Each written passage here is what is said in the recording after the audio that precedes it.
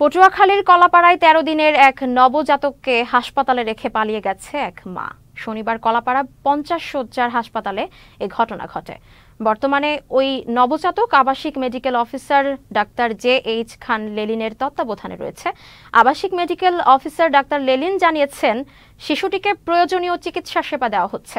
এদিকে কলাপাড়া থানার ওসি আলী আহমদ বলেন, নবজাতকটির মাকে খুঁজে পাওয়া না গেলে আইনি প্রক্রিয়ায় দত্তক দেওয়া হবে। বিকেলবেলা অজ্ঞাত এক মহিলা তার কোলের বাচ্চা শিশু ওয়ার্ডে রেখে চলে গেছে। ৩-৪ ঘন্টা ধরে তাকে আর পাওয়া যাচ্ছে না, সে বাচ্চা নিতে আর আসেনি। তো তখনই বোঝা গেছে যে হয়তো কেউ রেখে গেছে।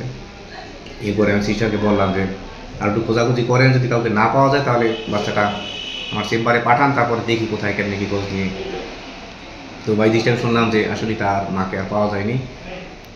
তো এখন যেটা চাচ্ছি যে কেউ যদি মানবিক কারণে অথবা মানবিক দৃষ্টিকোণ থেকে বাচ্চাটাকে আশ্রয় দেয়, অথবা অনেকে আছে বাচ্চা কাচ্চা নেই, এবার বাচ্চা ডিমান্ড করে, অনেকে আমাদের কাছেও বলে। তো আমি চেষ্টা করতেছি, আপনারাও চেষ্টা করেন যদি কেউ হাত বাড়ায়।